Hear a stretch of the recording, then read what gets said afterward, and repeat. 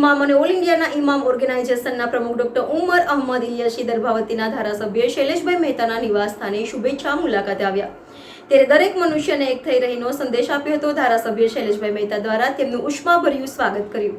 દેશમાં કોઈ જ્ઞાતિ કોઈ ધર્મ અને અલગ નથી, પૂજન કરવાની પદ્ધતિ અલગ છે, દરેક નાગરિકે એક થઈ રહેવાનો સંદેશ સાથે વડોદરા ગુજરાતની મુલાકાતે આવેલ ઓલ ઇન્ડિયા તમામ ઓર્ગેનાઇઝેશનના પ્રમુખ ડોક્ટર ઉમર અહમદ ઇલિયાસી આજે દર્ભાવતી ડભોઈના ધારાસભ્ય શૈલેષભાઈ મહેતાના નિવાસ સ્થાને શુભેચ્છા મુલાકાત લીધી હતી। તેઓનું ઉષ્માભર્યું સ્વાગત ધારાસભ્ય શૈલેષભાઈ મહેતા દ્વારા કરવામાં આવ્યું। આ પ્રસંગે વડોદરાના મુસ્લિમ અગ્રણીઓ પણ ઉપસ્થિત રહ્યા હતા। मैं चीफ इमाम भारत हूँ। तमाम सब ने यहाँ आज खुशी का इजहार किया, चूँकि बहुत दिन के बाद मेरा वडोदरा आना हुआ, तो इसी क्रम में शैलेष जी से भी मिलना हुआ है। पहले भी आया था, 7-8 साल पहले आया था, तब भी शैलेष जी से मिले थे। आज भी उसी क्रम में शैलेष जी से मिल रहे हैं। कारण तो कुछ नहीं है, लेकिन यही है कि सबको मिलके रहना है। संदेश यही देना है कि हम सब एक हैं और मिलके रहने में ही भारत को मजबूत करना है।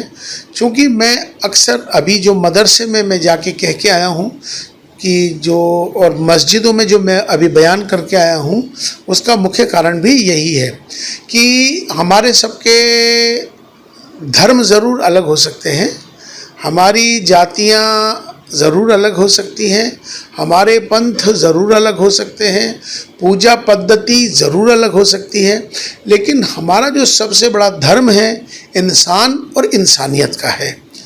भारत में रहते हैं, हम सब भारतीय हैं। आओ हम सब मिलकर भारत को मजबूत करें, भारतीयता को मजबूत करें।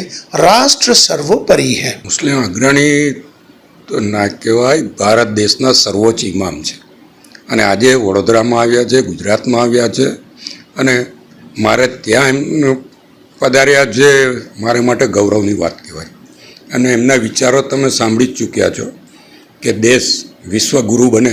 મોદી સાહેબ જે રીતે કામ કરી રહ્યા છે અને જે રીતે દેશનો વિકાસ થયો છે એ બાબતનો પણ એમણે ઉલ્લેખ કર્યો। તમામને હળીમળીને રહેવાનું એમણે કીધું છે અને તમામ સર્વધર્મ સંભાવની એ વાત કરે છે। આગામ 7-8 વર્ષ પહેલાં પણ અમારી મુલાકાત વડોદરામાં થઈ હતી।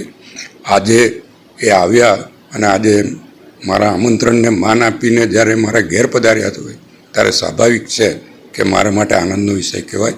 અને દેશના સર્વોચ્ચ ઇમામ જ્યારે વડોદરાની ધરતી પર આવ્યા હોય, જ્યારે આવા વિરલ વ્યક્તિત્વ અને ધાર્મિક માણસ આપણે તે પધારે અને આશીર્વાદ આપે, એનાથી મોટું શું હોઈ શકે।